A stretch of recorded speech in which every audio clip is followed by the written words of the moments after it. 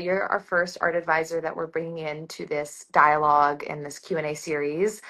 So we're excited to just unpack more about your story as an advisor and just like the role advisors play in the art ecosystem today.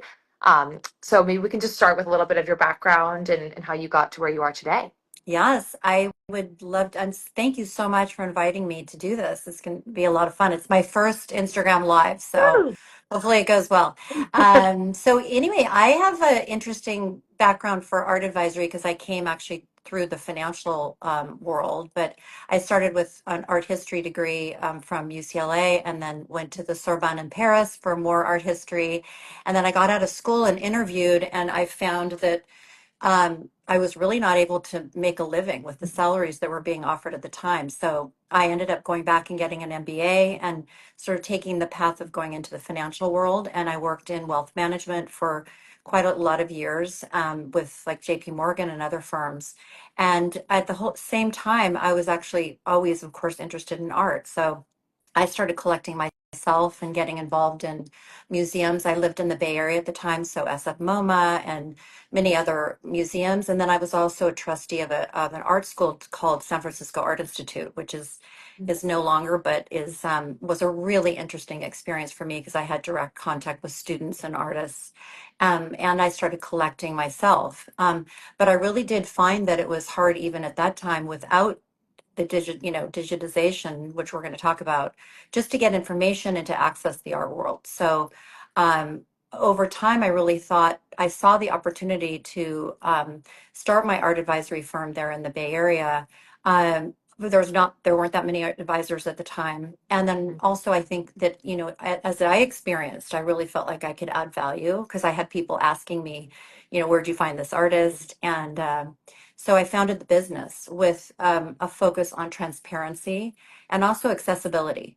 I really wanted to, and I'm still doing that. I want to make people feel Mhm. comfortable and not intimidated by navigating the art world. Yeah, just amazing. And taking a step back, what is an art advisor, right? Like if you're just getting started, what role do you play? What does your day-to-day look like? And, how do advisors operate in the broader art world ecosystem? Yes, that's a great question because I think I think people know what an art advisor is, but I think it's a great, wonderful, um, it's just, I feel so blessed to have this be my job because it's also my passion. And what we're really doing is helping people to navigate the complexities of the art world, which it's getting more and more complex. And I think we'll talk about that because information Mhm. and imagery is just inundating us. So um, we are trying to help people navigate that. We are helping with education. Mhm. We're helping with market insights, what's going on in the market today. We can talk a bit about that. Um, Also, how do you look at an artwork from a valuation standpoint? Like, what makes one artwork be priced differently than another? And then we do all of the boring stuff, which is the logistics of helping our clients to get their artwork from the gallery wall to their home.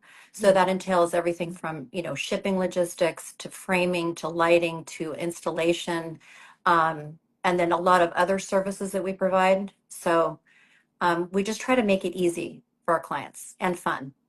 Yeah, I mean it's not easy, right? As a first time buyer, building out a collection, like it's a little daunting. And like I guess from your perspective, since you've been in the business and have created such an established art advisory business, like how has collecting evolved and how are you seeing collectors behave differently with all this information that they have? Yeah, I think it's evolving in a positive way because, as I said, really I came from the financial world and I was always shocked at how opaque the art world can be and how we have no information. Mhm. It's even hard to get pricing from a gallery, which is Yeah. astounding to me.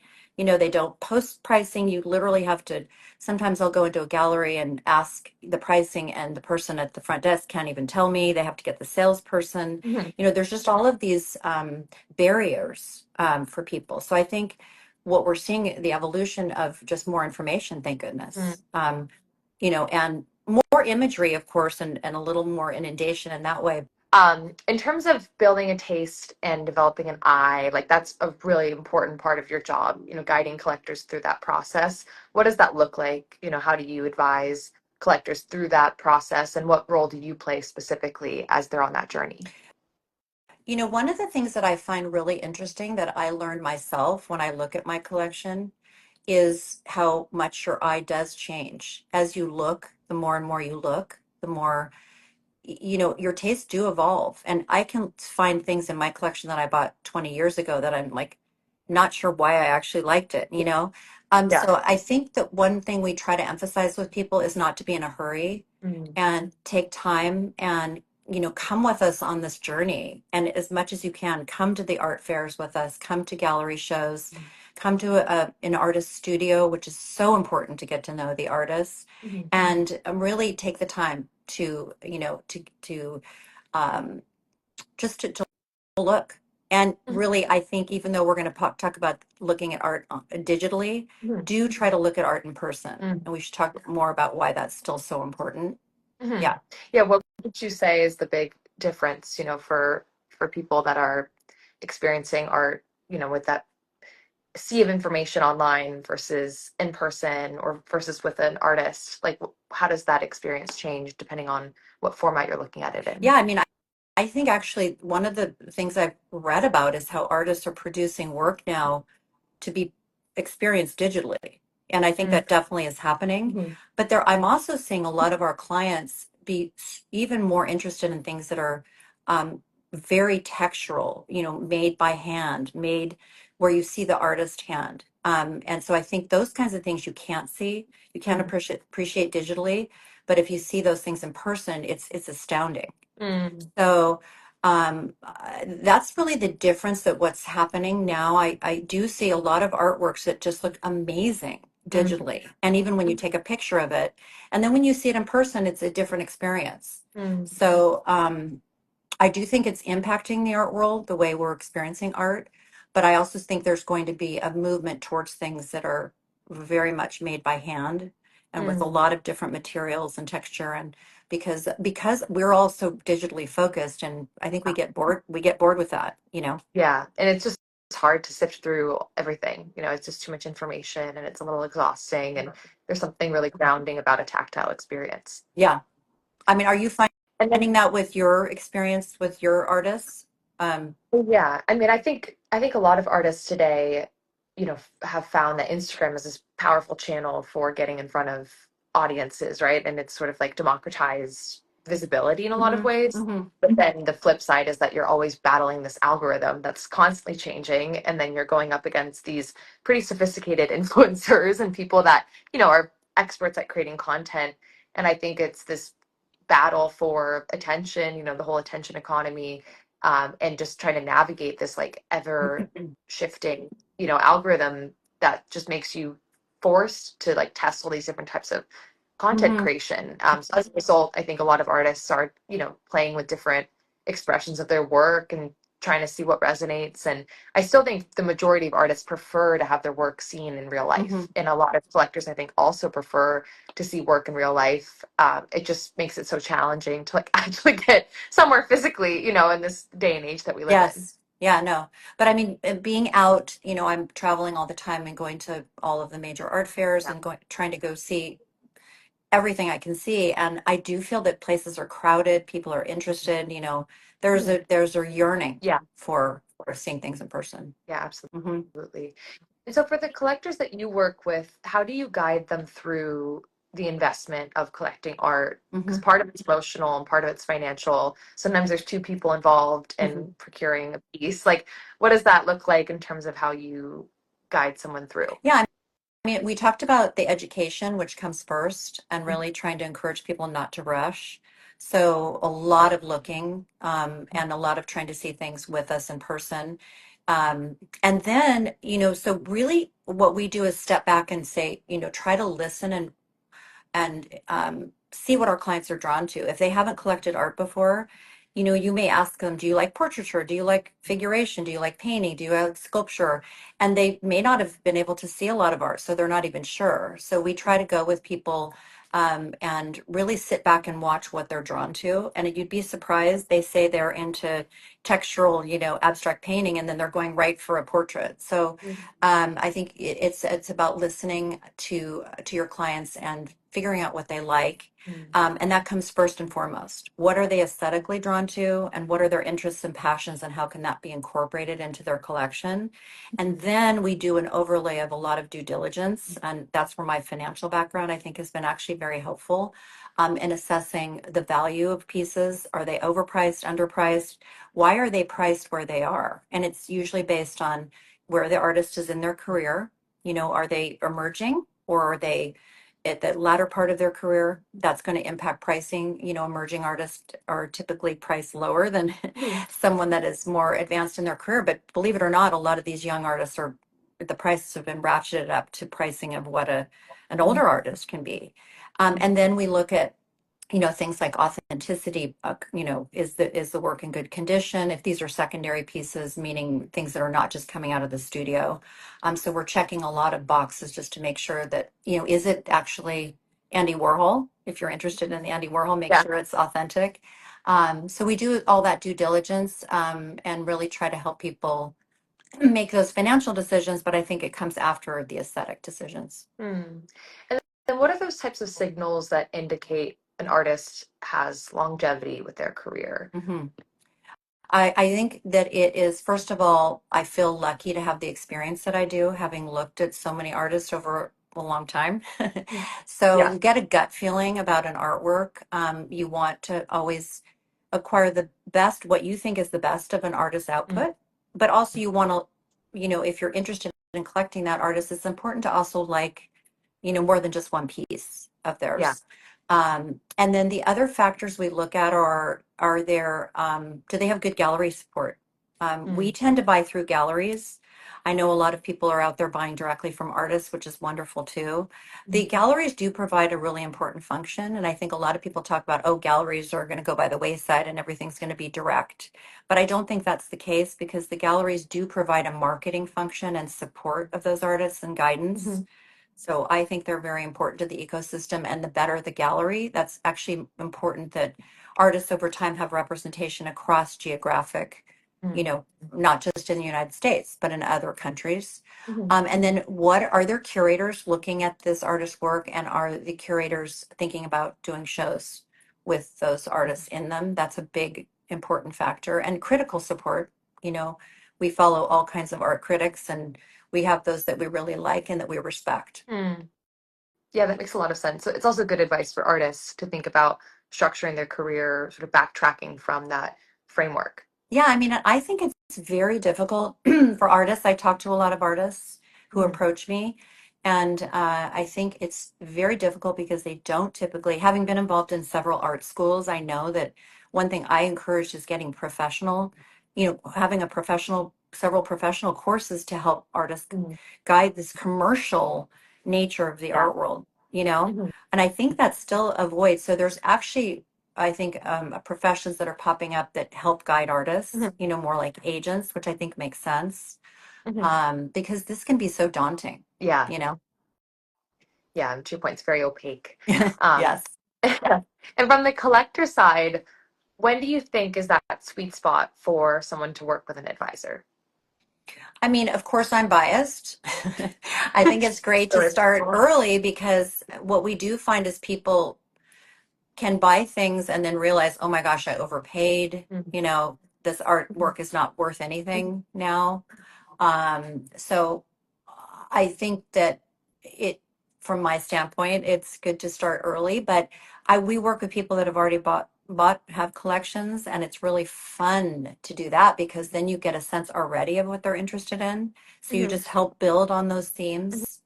Mhm. So I think at any point, but most importantly, if you're not working with advisors, just, we're people's eyes and ears. We do the research. We're out doing this all day long, every day. So it just takes time. Mm. It just takes time. Yeah. If you're not working with an advisor, you want to dedicate that same amount of time to make good decisions. Mhm.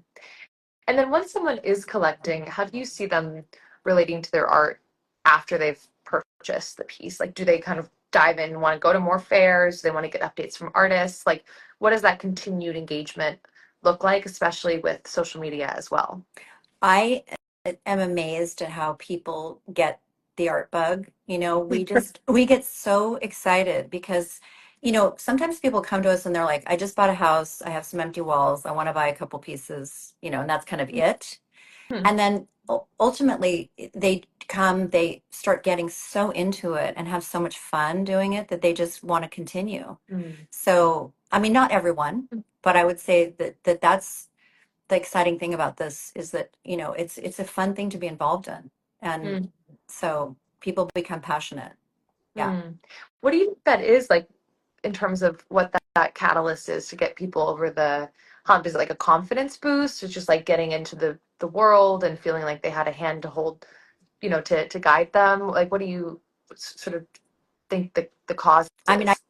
I just think art, I mean, I'm obviously once again biased because I'm Yeah. obsessed with looking at art, but I do think that it sort of takes people out of their, in this day and age, we have so many things that are distracting us and can bring us down. And if you just go, spend some time with an artist, Mhm. it's just so inspirational and how seeing the world through their eyes and particularly in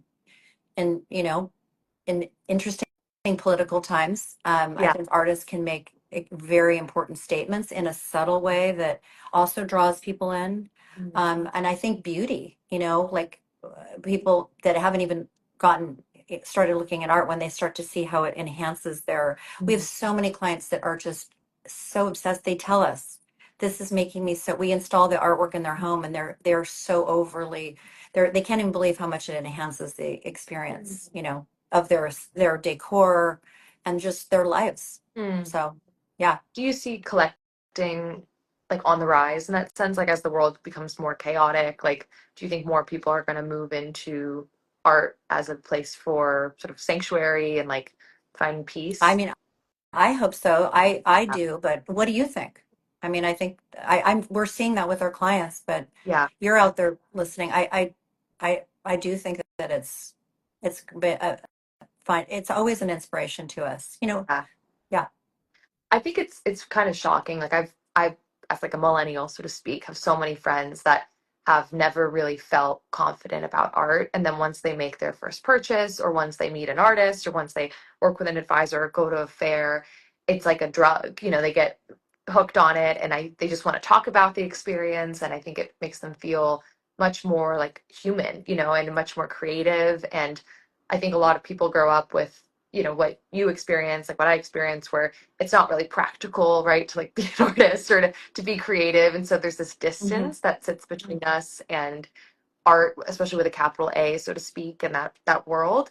But the distance isn't as big as we think it is in our head. I think art is fundamentally so human that it can feel like really grounding to have art around you in your day to day, and a home without art in it is just it's just sort of depressing. It's Yeah. kind of like But devoid of but any life. why do you think that, I think it was interesting what you just said that you felt that your friends are feeling like they Mhm. can't access the art, or what was it that was a barrier to them? I think part of it is the story that's told as a child. Like we've heard a lot of stories like this in the early days of doing user research with buyers, where people would say, oh, my sister was the creative one, and I, was told to go be in business, or Mhm. I was never really that good at art in school, and so I felt kind of shameful about Mm, it. And that kind of feeling of shame was like kind of a theme that mm, kept coming up. And I think once people realize that it's not, you don't have to be good at it to appreciate art, and that again, you can express yourself creatively in so many different ways. It's not just visual art, but like music and fashion and food and travel. And I think once it's painted in more of an all-encompassing picture, it feels more accessible, and it feels like, oh, maybe I used to be into violin, and like therefore maybe mm. I would get into art, because it's not so far away from me. But I do think that the, again, capital A art world, so to speak, like the at large, if you think Hmm. about going to a fair, it's kind of intimidating. Yes. And if you go in a gallery, it can be intimidating depending on the energy of the space. And even sometimes talking to an artist, if you're asking about price point and there's so much opacity, it's like, where do you even start that Mhm. conversation, and where do you guide that conversation? So I think that the lack of information really does create a barrier. And then also, again, that sort of historical experience that we all have growing up of like being somewhat shameful about creativity, is those are two things that really inhibit people from diving in. But once they get over those humps, then it feels like, oh my God, this is a whole world. And I can't believe I've been away from it Yeah. for so long, you know? I do feel, I mean, as I told you before, one of the reasons I did want to start my business is because I myself felt that when I would go into a gallery, even going into a museum and it's, empty and white walls. And I do feel we need to continue to have more, just an embrace of accessibility and making feel people have fun and feel comfortable and not Yeah. intimidated. So that's something I really want to, and I'm seeing a change with that. Mhm. I think, Mhm. but I think there's more to do on that, Yeah. and I'm working And against that for sure. yeah, I was going to say for you as an advisor, like, do you see other advisors that kind of prefer to operate with that opacity and exclusivity? Because I feel like, transparency and accessibility, those are polar opposites. Like, how do you see other advisors working in the ecosystem, and why did you decide to make such a different shift when you started your business? I mean, I feel that also, I think, first of all, coming from the West Mhm. Coast was really interesting. I think Mhm. I'm also probably biased. I grew up in Los Angeles. I live in Yeah, San Francisco. I'm from the There's Bay, a so there's a real it's a little more it's a wonderful community in both those cities, and I also think there's a little more casual feeling, a yeah. little more feeling of just making people feel comfortable, and so that's where I come from. Mhm. But I also feel like I had this opportunity to do Mhm. this. Mhm. I'm a member of a really great organization called the Association of Professional Art Advisors, and it's the only professional organization because this role you can basically print a card and say you're an art Yeah. advisor. So, and I always felt like, oh my gosh, what are my credentials for this? Mhm. So I was very lucky to be invited. It's an invitation only group, Mhm. and you must be in business for 5 years. My business is 13 years old. Mhm. And then you also have to operate, most importantly, according to a code of ethics that Mhm. is putting the client first, and you must be transparent with your client. So Mhm. not all art advisors operate that way, but being a member of this group requires that we do so. And it completely is just a perfect kind of code of ethics for the way I wanted to run my business. Mhm. And so I love the advisors that are a part of this group, and we're very collegiate, very collaborative. Mhm. And I think everybody operates their business in a different way. But for example, if you were to acquire something with us, you always pay the gallery directly. You never pay me, so you know just what you're being being charged for the artwork. So that's super important because there are so many. Um, I think the art world is still, um, as we said, opaque, Yeah. and there are some, you know, bad actors. I hate to Mhm. say it, but there are. So that's What? something for people to be aware of. Yeah. What does unethical behavior look like if you're not familiar with it? Just like broadly speaking. Right. I think unethical behavior is when you don't know what the person you're working with, whoever, is being Mm. compensated.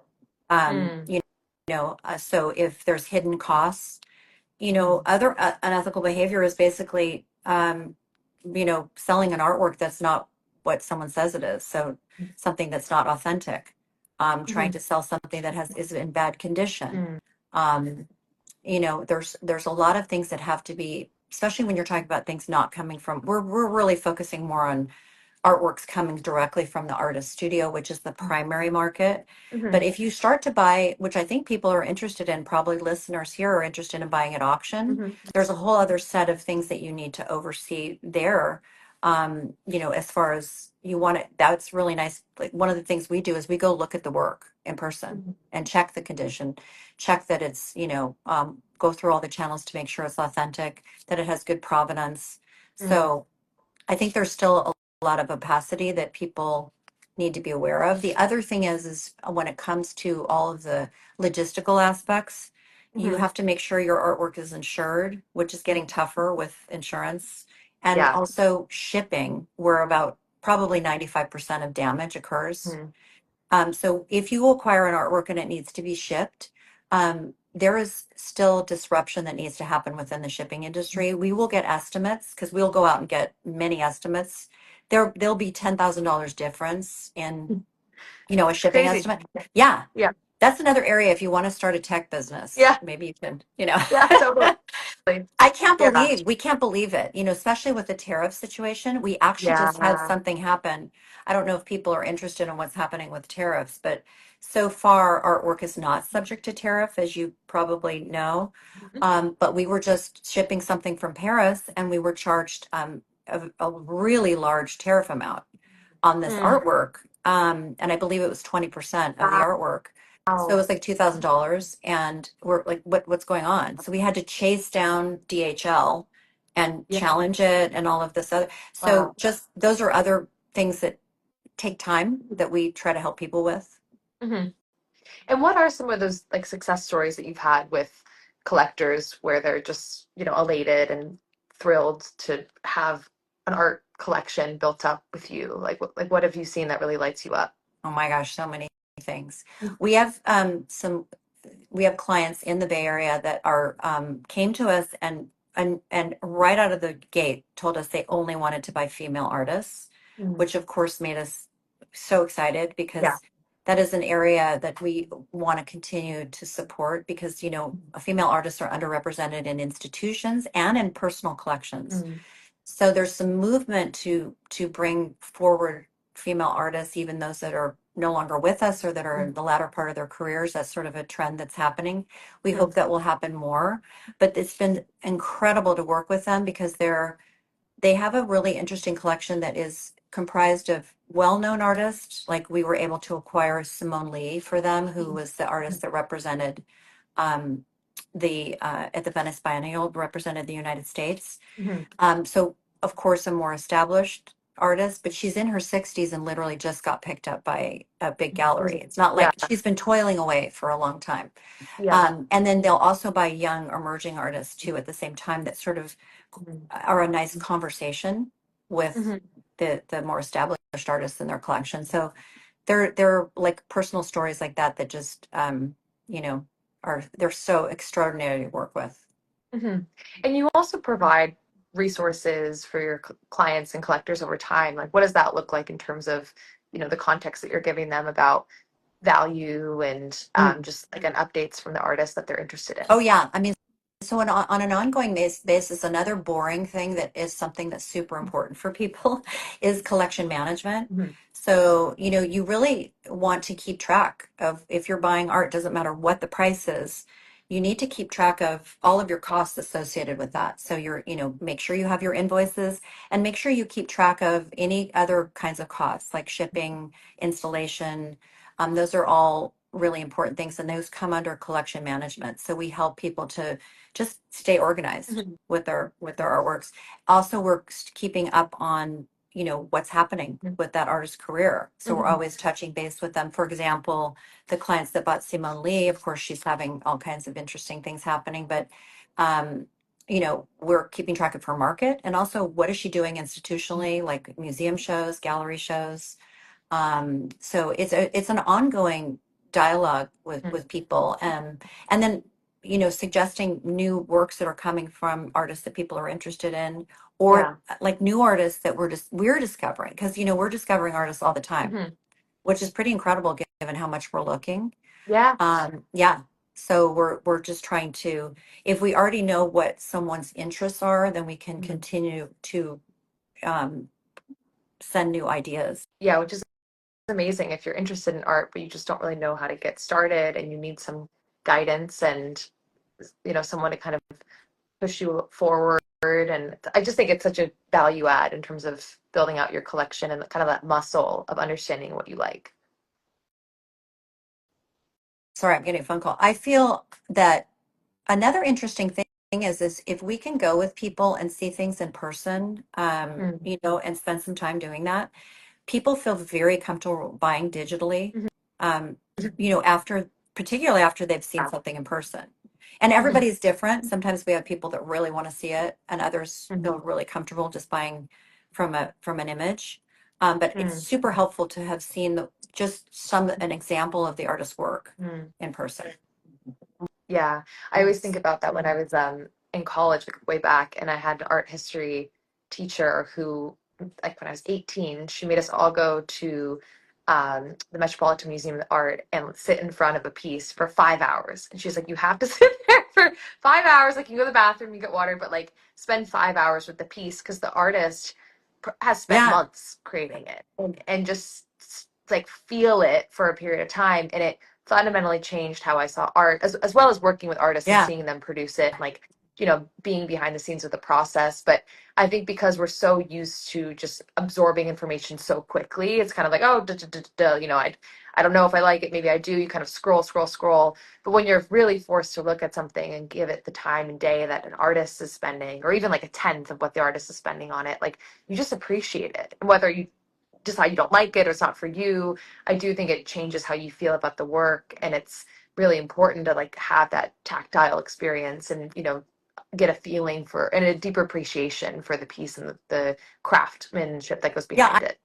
I feel like, because, sometimes I'm trying to go see, especially if I'm in a city at an art fair and I'm trying to go see all the shows and I'm running around and then I'm Yeah, like, what am I doing? And I think it's really good to step back and put your phone down yeah. and do what you were. I mean, 5 hours is a long time, by the way. But I Really think, changed me. yeah, I think taking some time and actually putting your phone away and really digesting the art is so good for us. It also makes Yeah, us, it's almost like a meditation. It slows you yeah, down, and I bet your heart rate, slows down. yeah. And I think that that's a really important lesson to all of us. Actually, one of the publications just wrote an article about how to look at art. It's Mm. what a writer that I follow, and that was exactly what he said. He said he just went in and stood in front of an artwork for half an hour, Hmm. something that he really loved, and I think we all should be doing that. Yeah, especially if we're gonna live with it. It's important. So I guess as we wrap up, Laura, what is like your one piece of advice for collectors that you would give them as they think about purchasing work? Spend time and try to go see things in person and have fun. Yeah, don't forget to have fun. That's important. And then Yeah. in terms of people connecting with you and your business, how would you recommend our audience get in touch to work with you as an advisor? Yeah, so my website, which is lssartadvisory.com, has my email, which is info@lssartadvisory.com. Please reach out to us. It's really easy to find us. And also we have a good Instagram following at lssartadvisory.com, which basically is my initials, Laura Smith Sweeney, because sometimes it's hard to remember. So reach out to us. One of the things that you didn't ask me about, which I think is interesting, is digital platforms. Don't you want to ask me about that? Please, yeah, tell me No, what you I want to think. know what you're because I think for me, having done this for Mm, longer than a lot of your listeners that are coming to it just starting off by looking yeah. digitally, whereas I started off doing that differently. I think that it's a really interesting time because I don't think it's a negative to Hmm. have all of this information. And I think it's making it, even for me, I'm finding platforms that I really am using. Mm, Um, and that I think has been helpful to us mm, to get, provide us with information and imagery. So I mm, think it's a real mm, positive.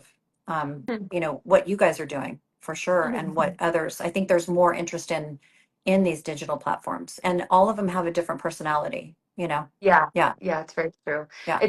It's interesting just again, there's so much in different, I mean, the art is so Hmm. global, like there's so many different artists in every part of the world. And I think also not every artist is in New York City, right? Or in the Bay Area. And sometimes artists find inspiration in like more remote locations, but then Hmm. they have to like get their work in front of audiences. And you can do it through a fair and you can do it through a gallery, but the digital landscape has like really enabled people to discover more artists, I think, or in different pockets and ecosystems. And like I used to curate art and I would have to spend like so much time across like Instagram, just kind of going through all these rabbit holes, Hmm. just like finding these really unique artists that just maybe hadn't been picked up yet. And because it was more installation art, you'd find these artists that had like an exhibition in like an empty warehouse, outside of this remote village, and you would see this one image of it, and then you'd be like, oh, I'm going to go deeper and deeper and deeper and Hmm. deeper.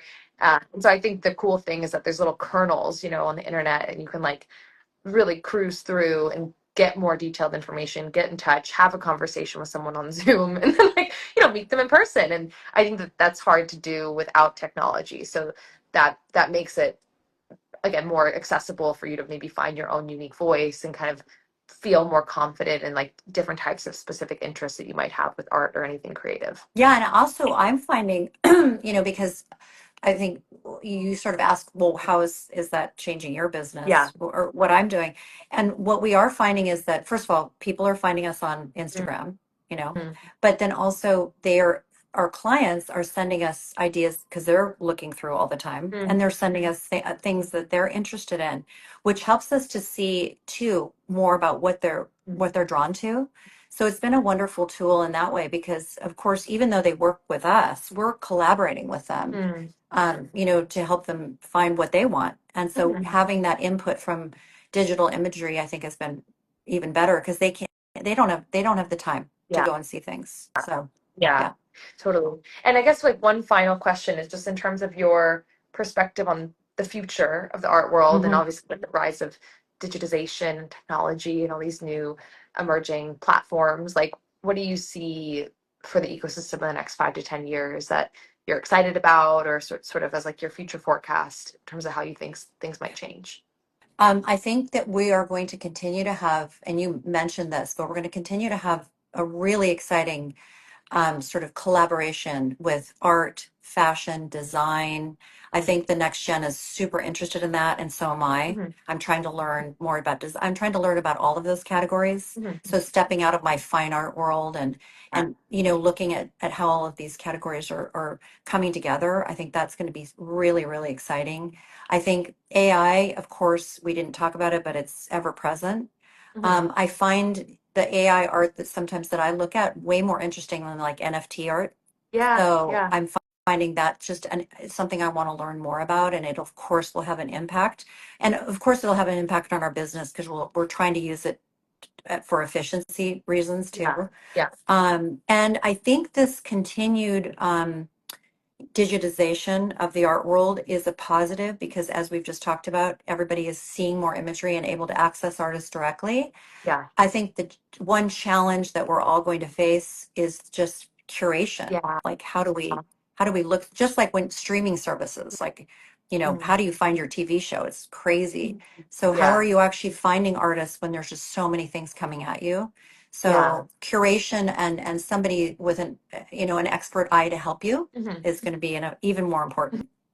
Well, the role of the advisor, right? That's what you're here for. But I think it's really also important to just recognize like it's a resource, right? And it's you're here to help, right? Like you're here to guide people, and it's almost like you're an art whisperer, right? Like you're really not telling people what to collect. You're helping them understand they love and what's a good investment, and sort of helping them filter through the noise. So Oh my that's gosh, a I'm really so important happy you characteristic. raised that. Thank you for saying that because actually I have people all the time say to me, "Why would I ever hire you? I mean, this is so personal, Hmm. which is actually a great point. And what Hmm. we try to say is exactly what you just said. We're just sort of your sounding board. We're collaborating with you. We're providing you with information and advice, but you are the ones telling us what you're interested in, Yeah. so I think the point should be, at least the way we work, is super collaborative, Hmm. you know Hmm. versus like you need to buy these 5 artists. Yeah. That's just not what we're doing. It's like art therapy, helping guide people. It's what I love. Amazing. Well, thank you so much, Laura. This has been incredible. I really appreciate you taking the time. Again, I'm really excited about your business and the opportunities it creates for collectors, artists, and galleries. So we will be cutting up this interview into a couple different reels for our audience as recaps. But we just really appreciate you taking the time to share more about what you do in the day to day. Again, I think it's really important for the ecosystem. So thank you so much for joining us. I think you had a lot of fun. Thanks for chatting with First me. Instagram live, so I do them all the time. Thanks for the experience. All right. Amazing. Okay, I'll talk to Bye. you soon.